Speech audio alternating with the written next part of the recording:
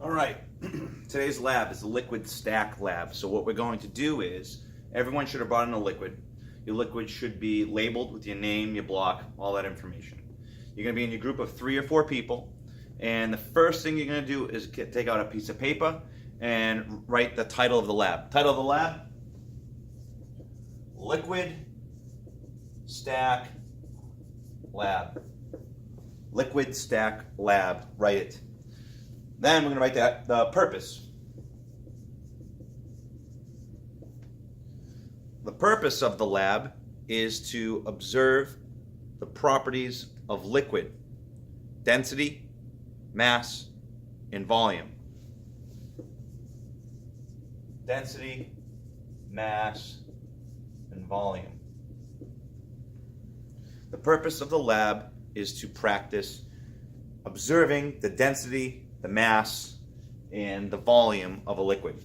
Okay, so you're going to write that all down. Don't just write density, mass, and volume. Next, your hypothesis. Your hypothesis is basically the question of the lab. What is the question of the lab? The question is, question 1, how will the liquids stack in a beaker? How will the liquids stack in the beaker? So each liquid, you're going to measure 50 milliliters or 100 milliliters, whatever your group decides. Each measurement has to be the same. And you're going to pour one liquid at a time into the beaker, and you're going to see how they stack.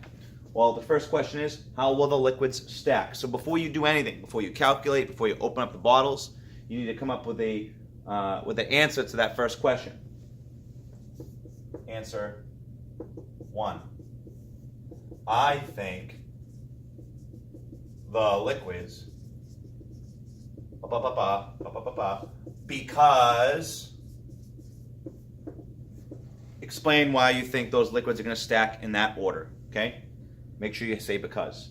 Now, that's just based on the observation of the liquids. Question 2.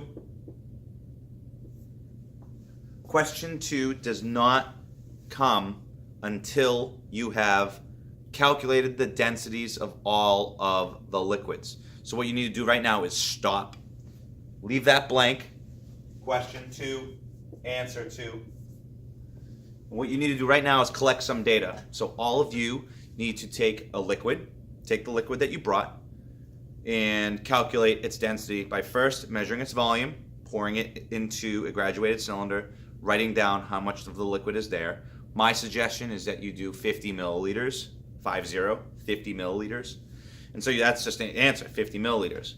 You then take that 50 milliliters and find out what the mass of it is by what we did in the lab last week when we were measuring the density of a liquid. We've already done this several times. You were quizzed about it. Take that empty graduated cylinder, find its mass, put 50 milliliters of that liquid into the graduated cylinder, find that mass, and then find the difference between them.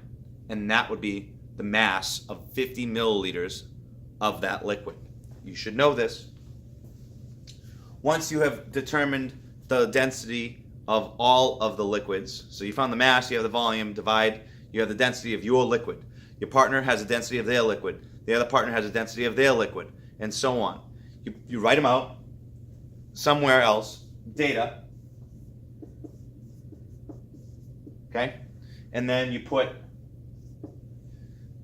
list them in order from the most dense to the least dense, or from the least dense to the most dense.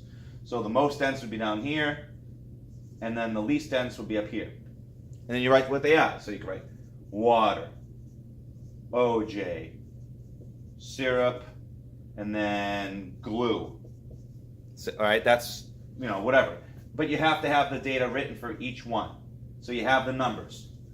You write what the density is of each one. G over ml, G over ml, G over ml, G over ml. Once you have that data, use that data to then answer the question based on density of liquids, what is your new hypothesis. And so then you write them right here. From the least dense to most dense. Now you're ready to begin your experiment. So now that the hypothesis is done, you're going to go through and leave a spot for procedure. Excuse me, materials and then procedure.